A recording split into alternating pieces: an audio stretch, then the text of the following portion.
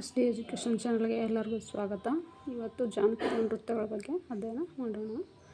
ಕರ್ನಾಟಕ ಡೊಳ್ಳು ಕುಣಿತ, ಕುದುರೆ ಕುಣಿತ, ಹೆಜ್ಜೆ ಕುಣಿತ, ಕರಡಿ ಮಜಲು, ಚೆಂಡೆ ವಾದನ, ಹುಲಿ ಕುಣಿತ, ಭೂತಾರಾಧನೆ, ಹುತ್ತರಿ ಇವು ಕರ್ನಾಟಕದಲ್ಲಿರುವಂಥ ಜಾನಪದ ನೃತ್ಯಗಳು. ಭೂತಾರಾಧನೆ ಇದು ಕೂಡ ಕ್ವಶನ್ ಆಗಿದೆ.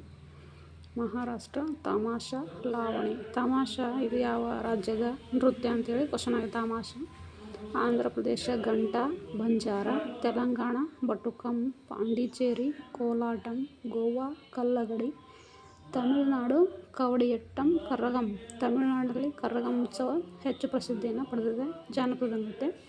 ಮೇಘಾಲಯ ಲಾಹೋರ್, ಹಿಮಾಚಲ ಪ್ರದೇಶ ಲತಿ, ಮಧ್ಯಪ್ರದೇಶ ಮಾಂಚ ಮತ್ತು ಅದ, ಗುಜರಾತ್ ಗರ್ಬಾ ಮತ್ತು ದಾಂಡಿಯಾ ಇವು ಹೆಚ್ಚು ಪ್ರಸಿದ್ಧಿಯಲ್ಲಿರುವಂಥ ಜಾನಪದ ನೃತ್ಯ ಗುಜರಾತಲ್ಲಿ.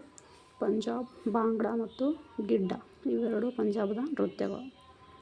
ಹರಿಯಾಣ ರಾಸಲೀಲಾ, ರಾಜಸ್ಥಾನ ಲೀಲಾ, ಘೂಮರ್ ಖಯಾಲಿ, ಜಮ್ಮು ಕಾಶ್ಮೀರ ಡಮರಿ, ಬಿಹಾರ್ ಭೋಜ್ಪುರಿ ಬಜರಿ, ಉತ್ತರ ಪ್ರದೇಶ ನೌಟಂಕಿ, ನಾಗಾಲ್ಯಾಂಡ್ ಬಾಮಾಬು, ಸಿಕ್ಕಿಂ ಮಾರುಣಿ ಮಾಸ್ಕಾ, ಉತ್ತರಾಖಂಡ ತಡ್ರಿಯಾ ಸೋಪಾಲ, ಆಸಾಂ ಬಿಹು ಕಾಣೋ ಸತ್ರಿಯಾ ಬಗರುಂಗ. ಬಿಹು ನೃತ್ಯ ಕೂಡ ಕ್ವಶನ್ ಆಗಿದೆ.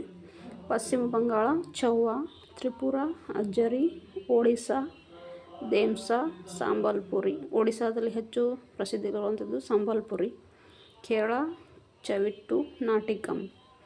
ಇವಿಷ್ಟು ನಮ್ಮ ಜಾನಪದ ನೃತ್ಯಗಳು, ನಮ್ಮ ದೇಶದಲ್ಲಿರುವಂಥ ಜಾನಪದ ನೃತ್ಯಗಳು.